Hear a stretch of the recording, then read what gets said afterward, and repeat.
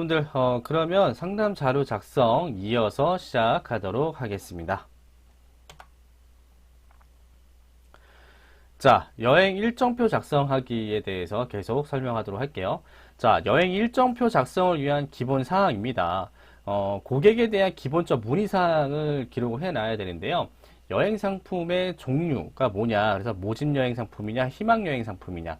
그래서 이 모집 여행 상품이랑 희망 여행 상품은 여행 약관에 그 표시가 되어 있는데, 그러니까 쉽게 말해서 모집 여행 상품은 패키지 여행 상품이라고 보시면 될 것 같고요. 희망 여행 상품은 주문 여행 상품, 즉 인센티브 투어라고 보시면 될 것 같아요. 그 다음에 여행 목적이 뭐냐, 순수 목적이냐, 견목적이냐, 상용 관광이냐, 그 다음에 여행 기간과 시기는 어떻게 되냐, 여행 경비와 여행 경험이 있고요.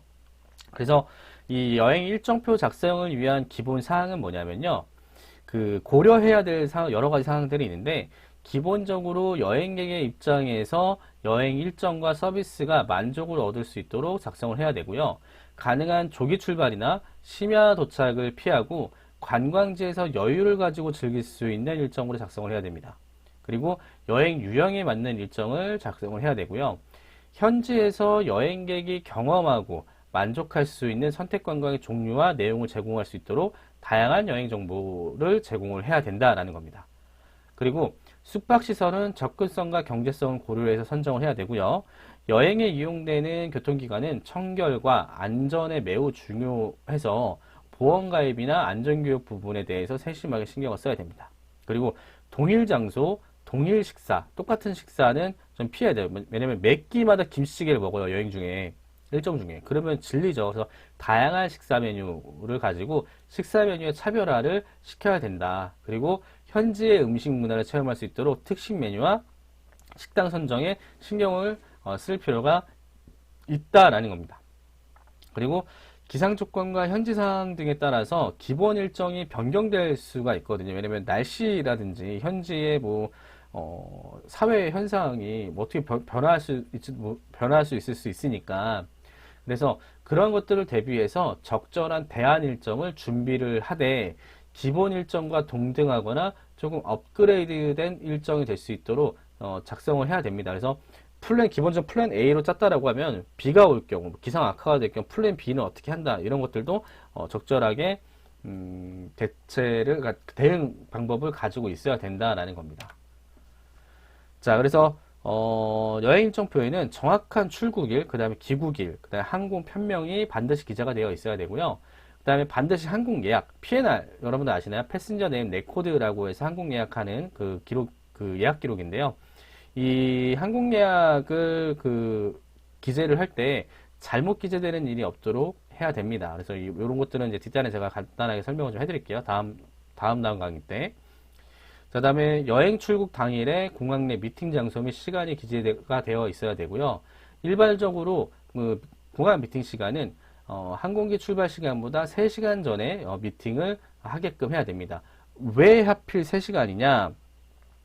3시간 정도 해야 그 고객들이 면세점 쇼핑을 할 시간이 보장이 됩니다. 왜냐면 여러분들 인천공항을 이용해서 해외를 나가 보신 분들은 알겠지만 티켓팅을 하고 보안검사하고 그 다음에 출국심사하고 짐 붙이고 뭐 하는데 빨라도 20분입니다. 진짜 빨라요. 근데 평균 한 40분 정도 잡거든요. 그러면 그러니까 공항에서 미팅하고 일정표 나눠주고 티켓 나눠주고 이렇게 하다 보면 1시간 잡아요. 그리고 들어가면은, 3시간 전에 도착했음에도 불구하고, 2시간이 남았습니다. 근데 만약에 고객님들한테 2시간 전에 오셔라, 아니면 1시간 전에 오셔라라고 하면 그 공항에서 면세점 쇼핑하는 시간이 현저하게 줄어들겠죠. 이는 곧 고객 컴플레인으로 이어질 수 있기 때문에 그래서 3시간 전 미팅을 좀 원칙으로 하고 있습니다. 모든 패키지 여행사들이 거의 대부분 그래요. 그리고 여행 상품의 가격과 포함 내용 및 불포함 내역을 같이 기재를 해야 되고요. 전체 일정의 일자별 방문 도시, 그 다음에 교통편, 여행지, 호텔명, 식사 조건 등이 표시가 되어 있어야 됩니다. 그리고 특히 관광 대상물의 휴관일, 그러니까 그 쉬는 날을 반드시 확인을 해야 됩니다. 그래서 이 방문하는 날짜를, 왜냐면은 박물관을 가는데 주말 일요일날 문을 닫아요. 근데 우리 일정 중에 일요일이 있어요. 네, 일요일날 마침 여행 일정표에는 박물관을 가게끔 되어 있습니다. 그러면은 박물관을 갈 수가 없잖아요. 문을 닫았기 때문에. 그래서 그런 것들을 좀 잘 피해야 된다. 조정을 해야 된다라는 거고요. 내부 관광을 하지 않고, 내부 관광을 포함하지 않고 외관만 관광할 경우 반드시 외관 관광이라고 표현을 해야 됩니다. 그래서 올림픽 경기장을 관광을 한다라고 했을 때, 그냥 단순히 올림픽 경기장 관광이라고 하면 소비자 입장에서는 당연히 경기장 안으로 들어간다라고 생각을 하겠죠. 근데 알고 보니까 밖에만 보는 거예요. 그랬을 경우에 고객에게 오해의 소지가 생기고 컴플레인 소지가 생기기 때문에 반드시 외관 관광만 하면은 외관만 보고 옵니다라고 일정표에 명시를 해야 된다라는 겁니다. 그리고 기획여행의 경우에 상품명과 상품 코드가 기재되어야 하고요. 희망여행의 경우에 상품명과 단체명이 기재되어야 한다라는 겁니다. 자, 그 다음에 일정표 작성을 위한 이제 세부사항을 좀 파악을 좀 해보자면, 첫 번째, 여행 상품의 실태입니다. 각 상품별 특이사항과 차이점을 봐야 되고요. 그 다음에 숙박시설에서 여행지까지, 그 다음에 다음 여행지까지의 교통 및 소요 시간을 적어 놓는 게 좀 좋아요. 그리고 여행지의 그 관람에 소요되는 시간, 예를 들어서 공원을 관광하는데 몇 시간 정도 소요가 된다, 이런 것들. 그 다음에 특수여행지의 휴일 및 금지사항들. 기타 필요사항, 뭐 휴게소라든지, 뭐 매점이 어디 있는지, 뭐 이런 것들. 그 다음에 숙박시설을 보면은, 숙박시설의 위치와 연락처가 기재가 되어 있어야 되고요. 숙박시설의 유형과 등급이 기재가 되어 있어야 됩니다. 그래서 숙박시설의 유형은 뭐냐면, 호텔이냐, 리조트냐, 풀빌라냐, 이런 것들이죠. 그리고 호텔 등급, 3성급이냐, 4성급이냐, 5성급이냐, 또는 1성급이냐, 모텔급이냐, 이런 것들. 그 다음에 객실의 종류별, 객실 수, 그 다음에 객실 요금이 좀 포함이 되어 있어야 되고요. 그 다음에 부대시설 및 이용 요금 같은 거, 뭐 미니바 요금이라든지 이런 게 있으면 좋긴 한데, 근데 이런 것들이 솔직히 일정표에 있는 상품도 있고, 없는 상품도 있습니다. 근데 있으면은 좋죠. 예. 그 다음에 기타 필요사항, 식사 종류와 영업시간, 식사 장소 등이 있어야 되고요. 그 다음에 교통기간을 보면은 국내외 항공편, 그 다음에 열차, 고속버스, 선박 등의 등급, 그 다음에 구간별 시간표와 요금이 있으면 좋은데 패키지는 잘 기재를 하지 않습니다. 그러니까 시간은 적어놓는데 요금은. 그 다음에 뭐 전세버스의 경우 주소 및 전화번호, 유형별, 보유 대수, 뭐 이런 것들. 예. 이런 것들은 근데 그러니까 고객한테 보내는 일정표에는 나와 있진 않아요. 예. 뭐 식사 장소의 실태도 마찬가지. 그냥 그 상담원이 알고 있으면 되는 거죠. 그 다음에 기타상, 이용 인원별, 뭐 요금, 이런 것들은 이제 고객한테 뭐 골프 칠 때 골프 요금은 얼마다, 뭐 이런 것들을 또 명시를 할 수가 있겠죠. 자, 다음은, 여행 상품명 기재하기를 좀 보도록 할게요. 상품명 같은 경우에는 아마 여행사 보면 이런 내용들 많이 있어요. 괌 두지타니, 오션 프론트룸, 대한항공 4일. 뭐 이런 식으로. 그 다음에 코타키나바루, 샹그릴라, 탄중하루, 시뷰 5일. 이런 게 좀 있고요. 그 다음에 가격 같은 경우에는 이제 이런 식으로 표기가 되어 있습니다. 예, 기본 상품 가격해서 119만 9천원, 뭐 아동 만 12세 미만, 유아 만 2세 미만에서 59만 9천원, 10만 9천원 소개해서 현지 필수 경비. 그래서 보통은 이런 식으로 대부분 여행 상품이 표기가 되어 있습니다. 그 다음에 교통편 같은 경우에도 대한항공 교통편, 여행 기간. 그래서 여행 기간 반드시 명시를 하고요. 한국 출발 시간, 현지 도착 시간, 현지 출발 시간, 한국 도착 시간에서 반드시 표기를 해놔야 됩니다.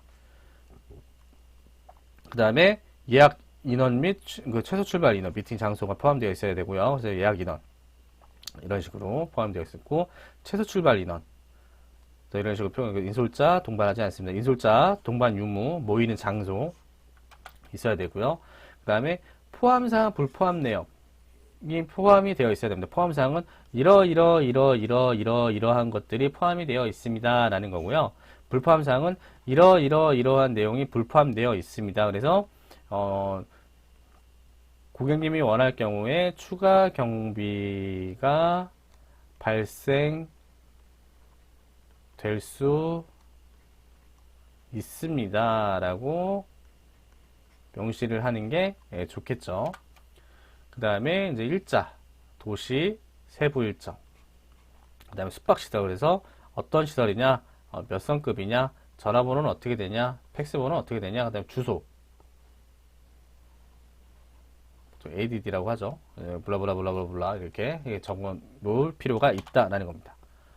그래서 식사 같은 경우에는 조식, 뭐 불포함이고 중식, 기내식, 석식, 뭐 현지식 이렇게 먹는다. 그래서 조중석 이렇게 표시가 되고요. 선택관광. 그래서 선택관광은 뭐고, 가격은 어떻게 되고, 시간은 어떻게 되고, 소요 시간은 어떻게 된다. 포함은 뭐다. 쿠팡투어, 구명조끼, 마스크, 중식이 포함되어 있다. 이런 표시사항들 표시를 해놔야 되고요. 그 다음에 이제 쇼핑에 관한 정보 반드시 입력을 해야 됩니다. 전 일정 중 총 2회의 쇼핑센터 방문이 있습니다. 그러면 어떠한 쇼핑센터가 있냐, 품목은 뭐냐 라는 겁니다. 여기 품목 글자가 빠져 있네요. 그래서 노니, 코코넛, 파파야 관련 제품. 그래서 쇼핑센터는 내추럴 팩터 30분, 환불 여부 환불. 그러니까 가능 거죠. 예, 가능. 그래서 명품, 면세품, 티 갤러리아 감 1시간 20분. 이렇게 그러면서 이제 면세 한도, 예, 면세 한도 해외 여행 시 $600 초과 구입한 물건은 거의 관세가 부과될 수 있으니 예, 신중한 선택 바랍니다. 이런 것들 반드시 명시를 해 놔야겠죠.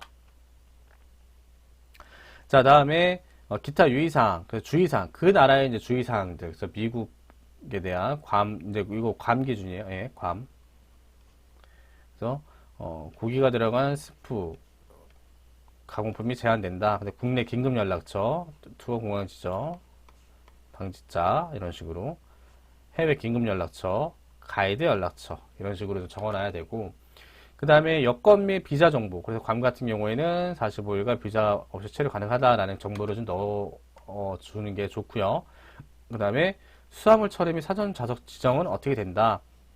그래서 이렇게 된다, 제한이 된다, 이런 식으로 된다. 이런 것들을 반드시 명시를 해줘야 된다. 그리고 여행자 보험은 상해, 질병, 사망, 도난 사건에 대해서 보상이 가능하고 각 보험사로 보상량이 상이하다. 그래서 이런 여행자 보험에 대한 내용도 넣어야 된다. 그리고 또 일정표에는 이제 정치적 환경, 그 다음에 경제적 환경 이런 정보 제공을 해 놓는 게 좋긴 하겠죠. 그 다음에 사회적 환경 정보, 자연적, 그 다음에 관광적. 그래서 예, 뭐 이런 식으로 관광 자원 뭐가 있다, 뭐 이런 것들 예, 설명을 해놓는 게 좋고요. 다음에 이제 그 안전관리, 근데 관광지 안전 정보, 그 지난번에 제가 설명을 해드렸는데 그 나라의 그 해외여행 안전 정보에 대해서 제공할 필요가 있다라는 겁니다. 그래서 여행 경보 제도, 유의 단계, 주의 단계냐, 제한 단계냐 이런 거냐. 그래서 이거는 그 외교부에 있어요. 외교부 사이트인데요. 그 네이버에 해외여행 안전 정보라고 검색하면요, 그 사이트가 뜹니다. 예, 그렇게 해서 보시면 될 것 같고요. 그 다음에 뭐 영사 콜센터 제도 이런 것들을 명시를 해놓는 게 좋고, 그 다음에 신체적 안전에 대한 정보도 예, 넣어놓는 게 좋습니다. 이런 식으로. 그 다음에 방문, 그 다음에 카운터 설명, 그 다음에 전화, DM으로 이 여행 정보를 제공할 수 있고, 그 다음에 뭐 대중매체, 전시 판매, 팩스, 뭐 온라인을 활용을 해서 예, 근데 보통은 이제 온라인으로 활용을 많이 하죠. 예, 이걸 많이 활용합니다. 온라인 활용을. 자, 그리고 고객 선호의 수신 방법, 고객 선호 수신 방법은 그 방문, 카운터, 뭐 전화, 뭐 DM 뭐 여러 가지가 있긴 한데 가장 좋은 거는 아마 이제 온라인을 활용을 합니다. 그래서 보통 요즘에는 이제 카톡으로 이런 내용들을 많이 전달을 하죠. URL 링크 보내가지고 확인해 주시면 감사하겠습니다 라고 해서 보내드리는 걸 가장 선호를 합니다. 그 다음에 전화인 것 같아요. 그 다음에 전화. 네, 이렇게 해서 상담자료 작성에 대해서 소개를 해 드렸습니다. 그러면 이 상담자료 작성에 대한 강의는 여기까지 하고요. 브로그로 영상 끝으로 시청하면서 이번 강의 마치도록 하겠습니다. 강의 들으시느라 수고 많으셨습니다. 감사합니다. 남녀가 사랑을 하고 영원한 사랑을 맹세를 하는 게 바로 결혼이죠. 결혼식을 준비를 하면 많은 것을 알아봐야 하는데요. 그 중에서 신혼여행, 즉 허니문을 어디로 가지? 라고 고민하시는 분들이 많으실 겁니다. 그래서 오늘은 신혼여행을 어디로 갈지에 대해서 한번 설명을 해 드리도록 하겠습니다. 먼저 신혼여행 지역 선정에 대해서 설명을 해 드리도록 하겠습니다. 제가 말씀드리는 추천 지역은 딱 여기다 라고 하는 것이 아니고요. 신혼여행을 가시는 분들의 성향에 따라서 추천을 해 드리도록 하겠습니다. 여행은요, 크게 관광형 여행과 휴양형 여행으로 나뉠 수가 있는데요. 먼저 우리 커플은 여기저기 돌아다니는 것을 좋아하고 체험하는 것을 좋아한다 라는 활동적인 커플이라면 관광형 여행지를 선택하시는 게 좋고요. 우리 커플은 여기저기 돌아다니는 것은 싫고 그냥 리조트에서 편하게 쉬고 아름다운 바다를 보면서 수영장 또는 바닷가에서 이렇게 수영하는 것을 좋아한다 라고 생각을 하시면 휴양형 여행지를 선택하시는 것이 좋습니다.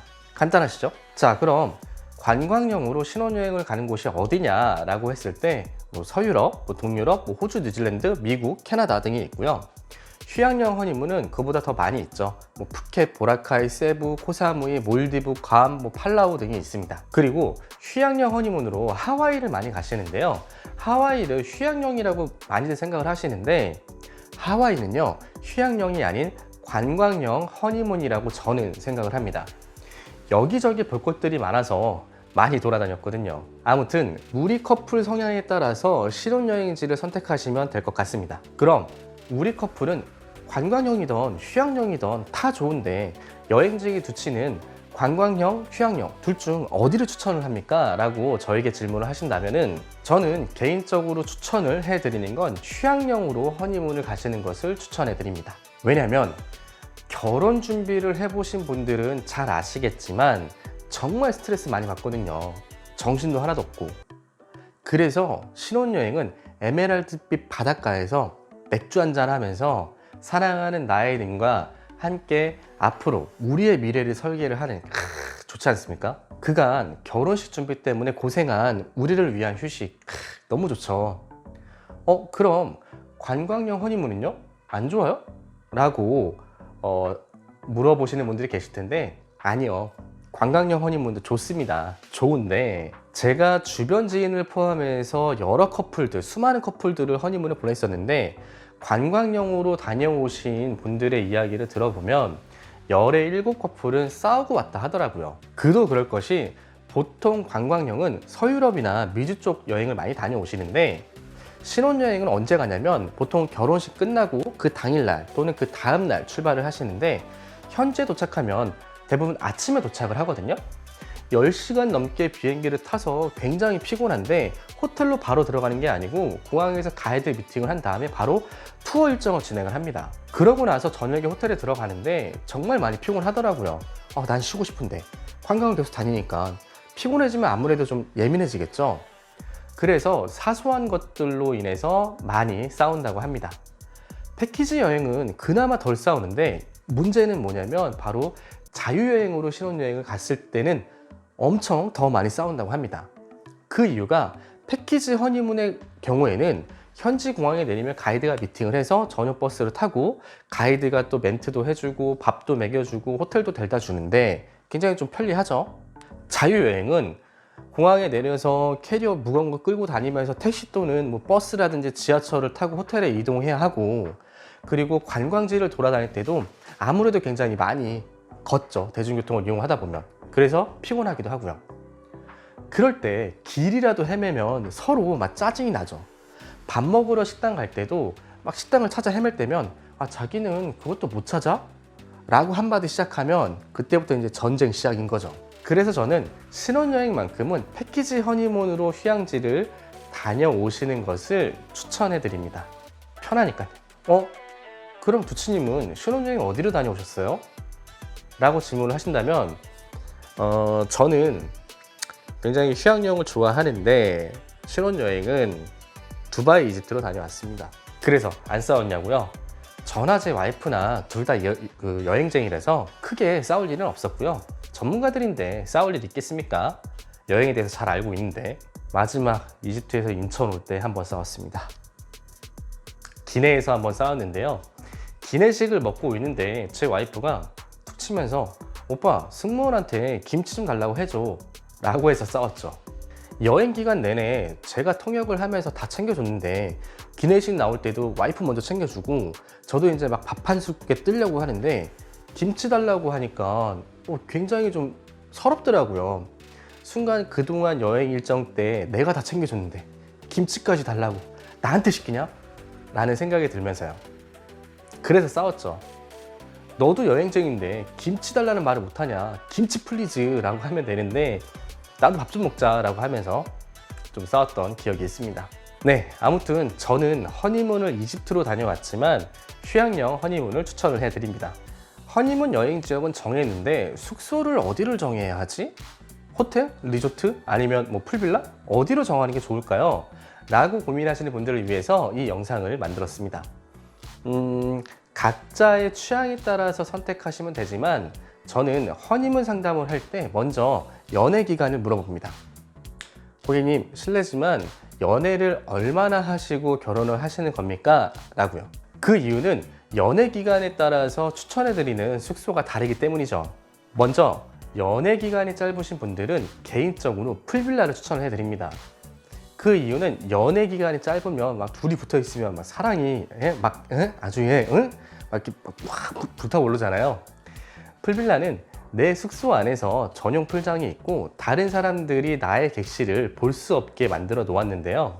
우리 둘만의 시간을 보내기에는 아주 좋은 곳이 바로 풀빌라입니다. 그리고 연애 기간이 우리는 좀 많이 길다라고 하시는 분들에게는 부대 시설이 좋은 리조트 또는 호텔을 추천을 해드립니다. 풀빌라는 둘만의 시간을 보내기에는 아주 좋은 곳인데 연애를 오래 하신 분들은 물론 둘만의 시간도 좋지만 그래도 밖에 나가서 다양한 액티비티를 즐기시는 것을 원하시더라고요. 그래서 다양한 부대 시설이 있는 리조트를 추천을 해드립니다. 물론 우린 연애 기간이 길지만 그래도 막 뜨거운 막 불타는 사랑을 하고 있다 라고 생각하시는 분들은 당연히 풀빌라로 가셔야겠죠. 본인의 취향에 따라서 선택하시면 됩니다. 그리고 풀빌라를 선택을 하실 때 잘 보셔야 할 것들이 있습니다. 바로 풀빌라 안에 있는 수영장의 크기입니다. 사진으로 봤을 때는 수영장이 막 굉장히 커 보였는데 막상 가서 보니까 우리 집 욕조보다 조금 더 큰 사이즈네? 아 뭐야 라고 실망하시는 분들이 아주 많이 있습니다. 풀빌라를 고르실 때에는 절대 사진을 믿으시면 안 되고요. 수영장의 크기가 얼마나 되는지 반드시 확인을 하셔야 실망을 안 하실 수 있습니다.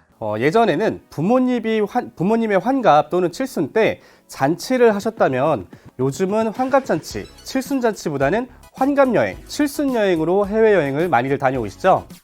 그래서 이번 시간에는 우리 부모님 해외여행을 어디로 보내드리면 좋을까라는 고민이 있으신 분들을 위해서 부모님과 함께 또는 부모님 해외여행 추천 여행지에 대해서 알려드리도록 하겠습니다. 부모님과의 해외여행을 기획할 때 제일 먼저 고려해야 할 것이 바로 우리 부모님의 체력과 건강 상태를 먼저 파악을 하셔야 합니다. 우리 부모님께서 몸이 불편한 곳은 없으신지, 그리고 걷는 것에 대한 무리가 없으신지 등등을 말이죠. 만약 우리 부모님이 아주 건강해서 어디든 다 괜찮다 하시면 어디를 가던 상관이 없는데, 만약 다리가 좀 불편하시거나 아니면 허리가 안 좋으신 분들은 여행 지역을 정하실 때 매우 신중하셔야 합니다. 그래서 저는 장거리 비행을 하는 여행보다는 단거리 여행을 하는 여행 지역을 추천해 드립니다. 단거리 비행이라 함은 인천공항 기준으로 비행 시간이 6시간 이내로 가는 지역을 말합니다. 왜냐하면 신체 건강한 저라도 비행기를 이코노미석을 이용해서 6시간을 넘게 비행을 하면 매우 힘들고 피곤하더라고요. 저도 힘든데 우리 부모님은 더 힘드시겠죠. 자, 그럼 인천공항 기준으로 6시간 이내로 갈 수 있는 지역은 어디가 있죠? 중국, 일본, 동남아, 괌, 사이판 등이 있을 수 있겠죠. 보통 효도 관광이라 하면 중국을 많이 떠올리실 텐데요. 저는 개인적으로 허리나 다리가 불편하신 분이라면 중국 지역은 추천하지 않습니다. 왜냐하면 중국의 경우 산악지형을 주로 많이 보러 가는데 계단이 굉장히 많이 있습니다. 그래서 다리가 불편하신 부모님들은 조금 힘들어 하시더라고요. 비싼 돈 들여서 내 부모님 힘들게 할 수는 없잖아요. 북경이나 상해 쪽도 걷는 게 많이 있고요. 그럼 우리 부모님 효도 관광은 휴양지로 가야 하나? 라고 생각해 볼 수도 있는데, 휴양지, 에메랄드빛 바다가 있고, 이것도 내 부모님 성향을 고려해야 하는데, 해외여행 경험이 많지 않으신 분들은 가만히 리조트에서 이렇게 쉬고 있는 것을 별로 좋아라 하시진 않더라고요. 그럼 도대체 어디를 가란 말이냐라고 막 버럭게 화를 내실 수도 있는데, 잠시만 진정하시고요. 그래서 저는 보편적으로 어르신들이 만족하는 관광지 몇 곳을 추천해 드리겠습니다. 첫 번째, 방콕 파타야입니다. 태국을 안 가보신 분들은 저는 개인적으로 가장 먼저 추천하는 지역입니다. 여행 상품 가격도 저렴하고 그리고 관광 인프라가 잘 되어 있는 곳이 바로 방콕 파타야입니다.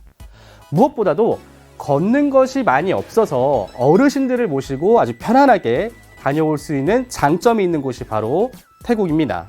두 번째, 베트남 다낭입니다. 비행 시간도 4시간 30분 정도 소요되고 적당히 휴식도 즐길 수 있고 또 적당히 관광도 즐길 수 있는 곳이 바로 다낭이고요. 그리고 다낭 공항에서 호텔까지의 거리도 그리 멀지가 않습니다.